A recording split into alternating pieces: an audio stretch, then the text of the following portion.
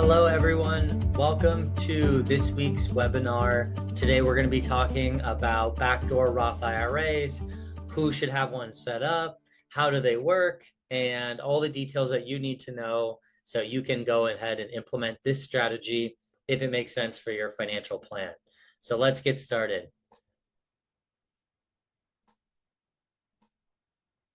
All right, so the backdoor Roth IRA strategy, something I get questions about all the time. It's a very popular phrase that people like to throw out there and sound like they're really creative in their financial planning. It is pretty common these days, but a lot of people aren't actually sure what it means or what it actually looks like to put in place for someone. So why do I bring this up in the first place? The reason that we need to think about doing a backdoor Roth IRA is because sometimes you actually cannot do any other option in your financial plan. So if you're a court reporter who is either a official and maxing out their plan through the courts and want to contribute more money to that, or if instead you're a freelancer and let's say you have a SEP IRA and you're maxing out that SEP IRA, but you want to add even more money to your financial plan, then you need to look at what are the different income options to be able to, or different investment options to be able to accomplish that. And the reason that this becomes a problem for people is because there actually is income limits when it comes to contributing to a Roth IRA. So if you're a single filer, you do have a phase out, but that phase out starts at $150,000 of income where you can't contribute to a Roth IRA anymore. And if you're married, then it goes up to 236,000 is that beginning of the phase out where you can no longer contribute to that plan. So it's a champagne problems, as you could say, but the dilemma here is that you're too successful, you're making too much money to be able to just throw money into a Roth IRA directly. So we need to figure out a backdoor way to be able to get money into this account, even though you don't qualify based on the income limits that you need to have. So that's what we'll dive into today. So the way that we contribute to the backdoor solution is we need to put the money into the wrong account first and then move the money into the correct account, right? That's a backdoor portion of it, is moving it from the wrong place to the right place. So what we need to do is you first need to contribute to a traditional IRA without taking a deduction on that account. So you just put money into the traditional IRA. And then once the money's in the traditional IRA, then you're going to convert it and move it over into Roth and put it into the Roth IRA. So you're moving it from your bank account to the traditional IRA to the Roth IRA, and then you're good to go from there. As I mentioned, this strategy's been around a while, since 2010. You're able to do this. It's like a loophole in the tax code, but it's really not a loophole, right? This is completely allowed, and every accountant would be on board with doing the backdoor Roth IRA strategy. So it's not something you have to worry about if you got audited or anything like that. It's 100% above board to be doing this strategy. So why court reporters love contributing to Roth IRAs? Number one is that when you contribute to a Roth IRA, not only do you get tax-free growth, which is great, but you also get tax-free withdrawals in retirement. So as a quick refresher, traditional IRAs, pre-tax, SEP IRAs, any of those types of accounts, you've never paid tax on that money. It grows tax-free. And then as you're spending down those assets in retirement, every time you take $1 out of your account, that's $1 of income for that year, and you're going to have to pay income taxes on it. Roth IRA is the complete opposite, right? You pay your taxes today, you get it out of the way, and then you never have to pay tax on that money again. So a lot of people like the Roth IRA option as a good place to put money, because then we know in retirement, those are true dollars. If you have 100,000 in Roth accounts, that's a true 100,000. If you have 100,000 in pre-tax accounts, that might only be 70 grand, right? Because as you take the money out, you're going to have to pay taxes on that money. So a lot of people like contributing to Roth and getting some tax-free dollars in retirement. Another great perk is that you have no required minimum distributions, which we've mentioned here and there on previous webinars, where the government forces you to take money out of your accounts, even if you don't want to. We don't have that issue with the Roth IRA because the government already got their tax money. So they don't really care what you do with it at that point. There's nothing in it for them. So no required minimum distributions. It's also good for irregular income, similar to some of the other plans that you have, SEP IRAs and solo 401ks, where you can either contribute this year or not, right? You get the option. This is great for that too, where you don't have to add money consistently if you don't want to this plan.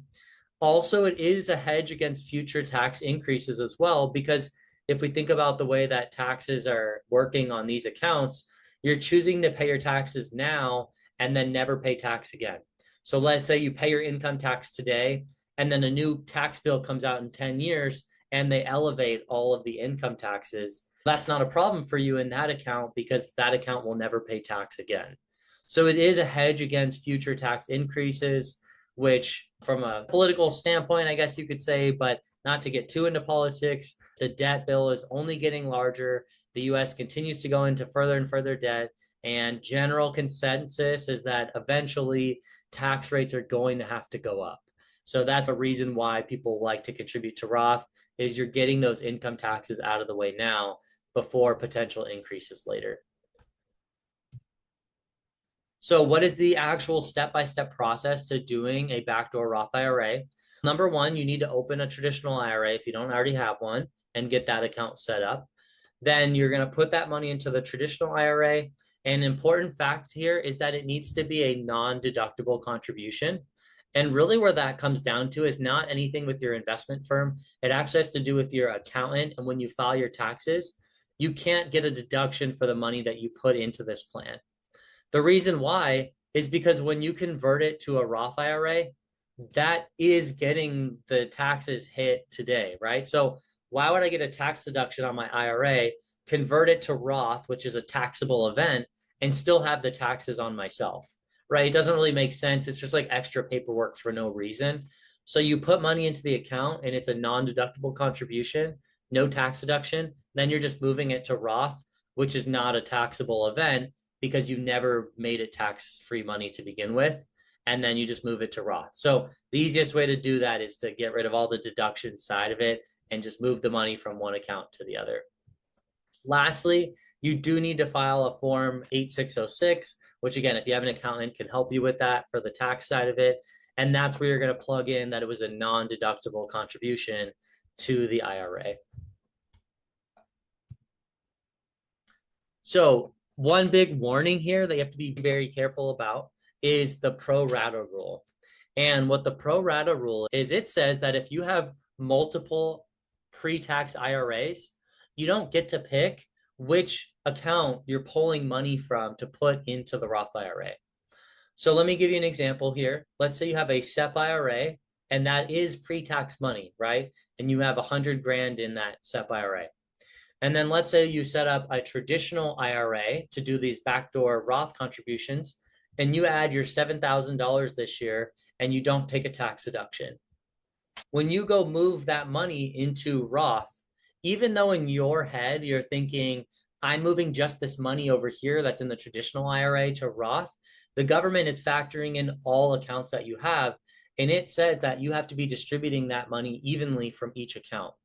So now, because you have 100,000 in your SEP and only 7 over here in your traditional IRA, when you do that conversion of 7 grand, theoretically, like I'm just making up guesses here, but 6 grand has to come from the SEP IRA and 1,000 from the traditional IRA to go into that Roth account. So you move that money over, but the 7 grand you put in the traditional IRA was not a tax deduction. That's not pre-tax money. So now you're taking money that was pre-tax in your SEP, and you're basically turning it into this non-deductible account in this traditional IRA. It's a little bit confusing, but all you need to know is it creates a huge headache for you. It causes you extra taxes, and it's the last thing you want to do to your financial plan. It'll completely wreck your IRAs. Oftentimes people don't keep track of this and they're doing it accidentally, and they end up paying income taxes twice on the same money because they weren't keeping track of what was going on here. So the fix for this is you need to make sure that the only IRA money you have is the money that you're adding to move to the Roth. So it's an empty account, $0 in it. You add 7 grand and then you do the Roth conversion and you move it to the Roth IRA, and you just keep doing that every year. And that's the only IRAs that you have, and that's it. Other than that, you would have to put money into a 401k. So if you're a freelancer, your best option would be a solo 401k for your business. So since it's a 401k, it doesn't follow the same rules. So you could have your 401k and do everything there, no problem. And then your IRAs are just these ones that we're playing around with and doing this backdoor Roth IRA strategy.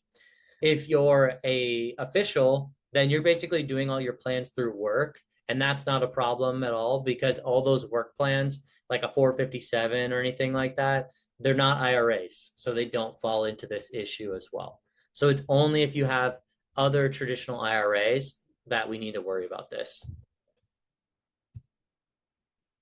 So who's a good candidate for this? Number one, really high income earners. So if you're really crushing it in your field right now and you're maxing out your work plan or your self-employment plan that you set up for yourself, and you want to add even more money towards retirement, but you're done with the accounts that you currently have set up, then this is a great way to add more money into these accounts. The other option could be, let's say you set up a SEP IRA for this year and your limits are pretty low and you blew through that fast. Like you had a really great year and you wanted to add more money and you just can't for this year. Then you could do like the backdoor Roth IRA for, actually, sorry, no, you would not want to do that because it was SEP IRA. Scratch that. It would have to be like a solo 401k or something else.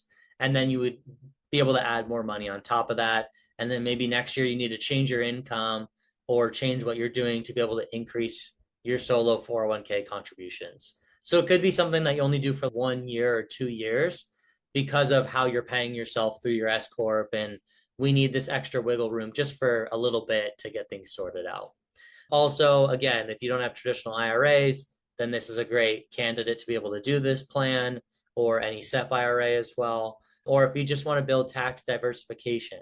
A lot of court reporters are doing all pre-tax because they love getting the tax deduction, getting a tax benefit right now, which is great, but that's going to be all taxable income in retirement. We don't want to create a tax bomb for your retirement where every dollar from every account you have is all taxable income.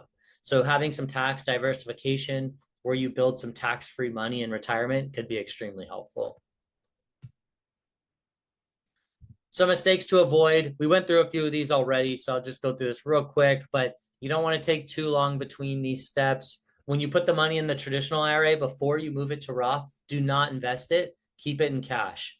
I don't need to get in the weeds there, but it just makes your life easier. So you put $7,000 in the traditional IRA, just try and move it to the Roth IRA as fast as possible and don't do any investments. Don't get any growth in there. Just move it from one to the other. Once it's in the Roth IRA, you can invest it no problem, but just wait until you start investing it. Don't forget that form I mentioned and get that filled out. Make sure your accountant's aware of that. And then also pay attention to the traditional IRAs like I've mentioned already. So what are next steps from here? Number one, check out your 2025 income projections. How are you looking for this year? Are you going to be on track to max out your work plan if you have a solo 401k or your 457 as an official? If you are going to be maxing that out, do you want to add more money? And if you do, this could be a great option to satisfy that. Review your existing IRAs that you have set up and make sure we're not going to have any issues with that pro-rata rule. Open new accounts if needed. Also, this is very important, is it needs to be executed before December 31st. A lot of retirement planning stuff, you have until April of the following year to get it done. Backdoor Roth IRAs, you do not. It has to be done by December 31st. So make sure you're getting that done this year or else it's too late. You won't be able to do it in February for 2025. They don't let you do that. And if this is something that you want help with, reach out to me. You can either message me if you're seeing this on Facebook. If you're seeing this on YouTube, you can go to my website, traction-wealth.com, and set up a meeting there. I also do have a great guide that I'm giving away from today's webinar. So if you want to scan this QR code, it'll take you to my website. You can plug in your email and I'll email you a guide that you can have on hand. That's basically like a flow chart walkthrough, and it'll tell you whether or not you can contribute to a backdoor Roth IRA this year. And it'll have a nice simple layout of the steps that you can follow to make sure you get that done. So that's everything for today.